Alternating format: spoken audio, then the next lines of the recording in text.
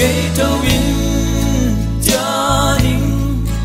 cây trâu in gia đình, gặp bà in na, cây trâu in gia đình, gặp bà giang lơ, gia đã đi muốn đam mê kinh, gặp bà nông sang, dẫu lại qua in tê, na chú sung nôm xa non kinh. Na kamar thanga non king nam min to ki khol khop na chim ta king nong piak sa na tu pha to lung ki min ong tai san bang thei lo ka pat puan bang sia di tang kei châu in gia đình, cây trâu in gia đình, gặp bà in na, cây trâu in gia đình,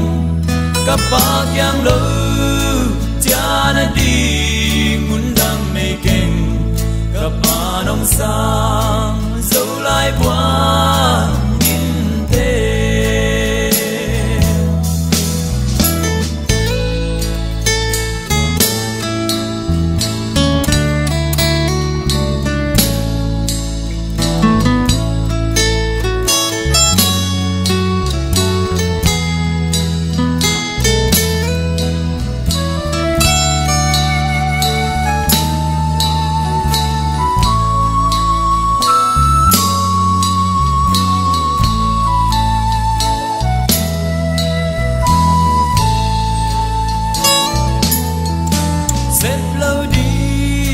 Xem khai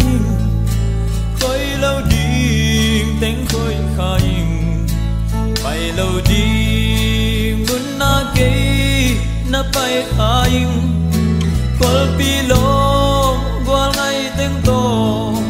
đâu ba nắng hong nhal khai ông cha in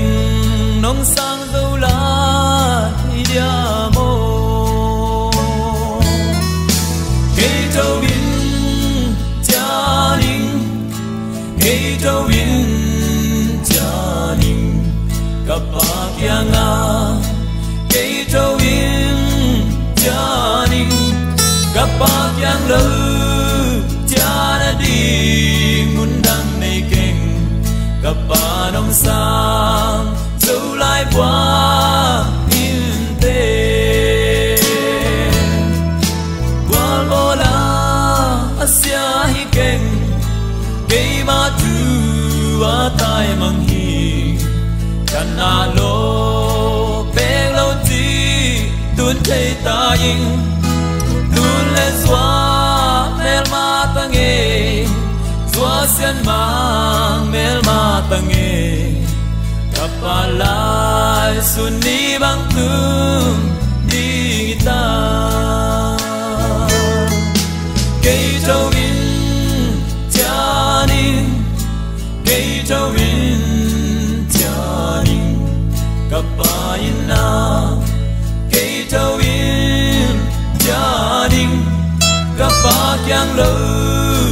cha đã đi muốn đam mê kinh, gặp bà nông xa, dẫu lại qua in tê. Châu in gia đình, cây châu in